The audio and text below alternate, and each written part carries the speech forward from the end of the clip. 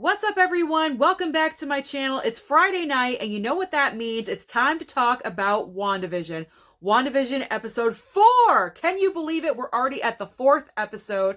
I hate that they're only a half hour long because tonight's episode, I didn't want it to end. We were getting so much information thrown at us. It easily could have been an hour long, but they're doing what they're doing over there, and we just gotta wait for next week. Ooh, I cannot wait. All right, I'm warning you right now. There are gonna be spoilers thrown in here discussing these shows. I have no choice but to do so. So if you have not seen episode 4 yet, pause this, go watch, come back, and we can discuss. All right, who's ready? WandaVision episode 4. All right, it opens with Monica coming back from the blip. What a wonderful way to open this episode, and it's connecting to the MCU movies that we love and adore. So that was fantastic. I love those interwoven storylines. Brilliancy of the MCU and Kevin Feige. This is why they are so good. So we're opening with Monica coming back from the blip, and she's in a hospital. She doesn't know what's happening. Runs out into the hallway. Everyone is returning from the blip. It's absolute insanity. It's crazy. She's looking for her mother. She doesn't know where her mother is. Now, her mother, Marie, is from Captain Marvel, Captain Marvel's best friend. Remember, Monica is the little girl from Captain Marvel.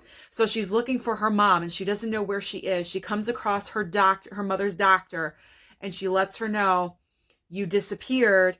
2 years later, after you disappeared, your mother passed away. Ooh, that was a rough moment. I do have to say, emotional tug on the heartstrings.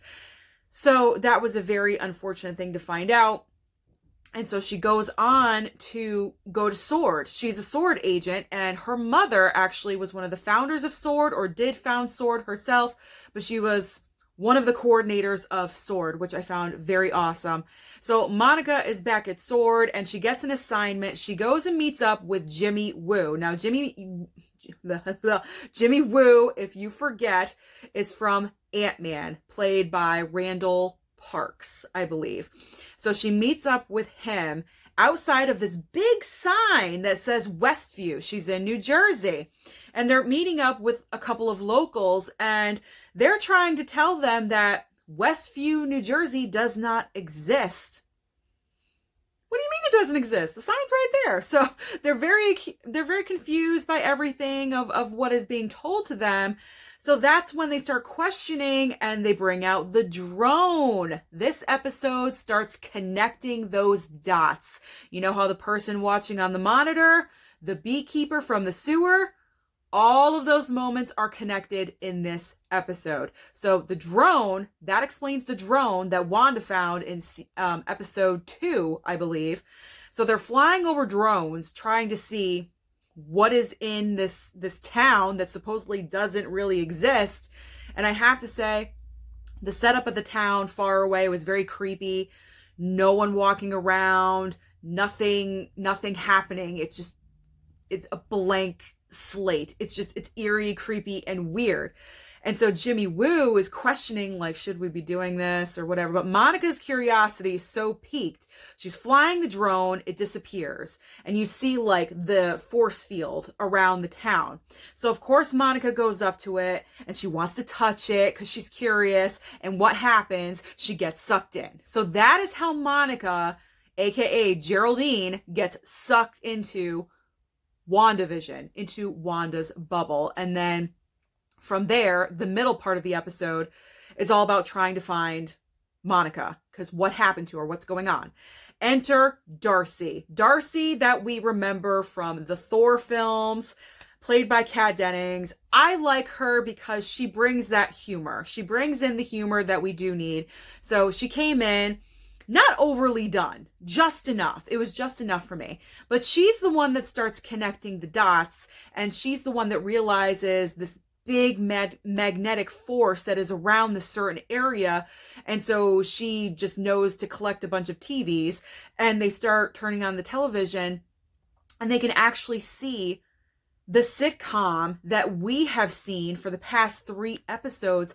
They're watching it now. It's so cool. So if you guys think this is confusing, it might be a little bit, but watch it. Trust me. Where they're going with this, I'm sure is going to be absolutely amazing. So they're watching the sitcom play out like we just did. And then you realize that at the end of episode 1 of WandaVision, you know how someone was watching on a TV screen. It was, I was going to say Kat Dennings. It was Darcy and Jimmy Woo. That's who was watching. And then Darcy gets the plan. Hey, why don't you talk to them over a radio? That was Jimmy Woo trying to contact Wanda through the radio in episode 2. It's all connecting. It's all adding up. And then the beekeeper, that was actually one of the sword agents trying to look for Monica, going through the sewer system, and then he got detached and he comes up, and that whole perspective from the opposite side, I just thought was so amazing. He pops up and you can see Vision and Wanda in the background, kind of fuzzy a little bit, and her saying no. Ooh, it just gives you chills all up and down, I swear to God. So then we're coming into the final stretch of the episode, but it went by so quickly, guys. It went by so fast. I wanted more. So now we're getting to the point where we're seeing Monica, aka Geraldine, in Wanda. And so they are watching what is happening, and they see what we saw, which was a little like boop, and then Monica got thrown out of Wanda's bubble. But then they go back to really show us what happened. So as Wanda is confronting Monica, all of a sudden we see her go like this, and her powers start happening. The real Scarlet Witch starts emerging. She's scary. I gotta say, she's very scary in this moment because she wants to protect her everything and anything, her twins and Vision and herself. She wants to protect her family. No one is going to ruin what she has created and what she has built. And yes, Wanda is in complete control of what is going on. We were 100% sure. This episode confirms this is all Wanda's doing. She has created this entire world, this entire environment, so she can be with Vision. So she gets the redness in her palms, and she casts Monica out through the house in like an amazing shot, through a house, through like 10 backyards. And that is how she gets tossed out of the bubble onto the ground, the end of last week's episode. I love how this episode connected all of those dots together, and everything adds up. Now everything makes sense. So now going forward, we're going to have it play out in real time. We won't be going back anymore. It'll just be going forward from here on out, I believe. I don't think we're going to be going back anymore. But then we get the creepiest part of the episode. So as you remember, at the end of episode 3, Vision comes in after Wanda said, you know, she has to go home. Vision came in and asked, where's Geraldine? Well, here he comes in, and Wanda turns around, and he is a corpse. He is how he looked when Thanos took out the Mind Stone at the end of Infinity War. He's dead. I gasped. I was completely shocked. I was not ready for that. I didn't know that was happening. And then Wanda looks away. That leads me to believe that he's dead. Like, he's really, really dead.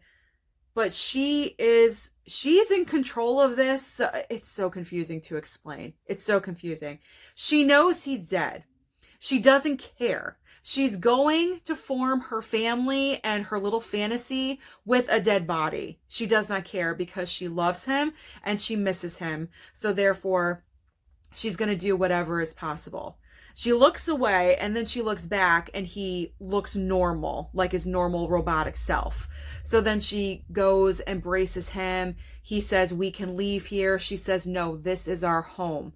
Very creepy, by the way. This whole thing is very creepy. But you can tell that Vision knows something is wrong. Something is not right with this entire scenario. something is amiss. Wanda's acting weird. And then they grab the babies and he has like this look on his face. They sit down on the couch and she asks, honey, what do you want to watch on TV tonight? Like everything is normal. And then that was it. That was it. That was the end of the episode. I wanted so much more. Not that there wasn't a lot in there. I just wanted more because I'm hooked on this damn TV show. So good. I am so happy with these episodes. I'm really glad that they took that turn away from the sitcom life because we did 3 episodes of a straight sitcom. And after that, people could start getting bored with it. But with them doing this, bringing back past MCU characters that we know and that we like, I think they're doing the right thing. They're interweaving everything beautifully so far, in my opinion. Let me know down below what you guys think. And I'm just excited to see where this goes from here. Really. I missed Catherine Hahn in this episode. We did not have her in this episode. This mainly focused on Sword and Monica. We only had a little tiny bit of Wanda and Vision, which might not be a bad thing, because if you have them in every single scene of every episode, it might get a little tiring. So I think giving them a little bit of a break was a smart thing, focusing on other characters. And I'm just wanting more, and I'm excited to see what they're going to bring for next week. Whew, I'm exhausted. All right, guys, let me know down below, what did you think of WandaVision episode 4? Are you still watching it? Or did you hang it up? If you did hang it up, I suggest pick it up again. It's going somewhere. I think it's going to be a gigantic payoff in the end. Trust me, it's Marvel. They know what they're doing. All right, guys, thank you so much for watching. Don't forget to like and subscribe, and I'll see you next time.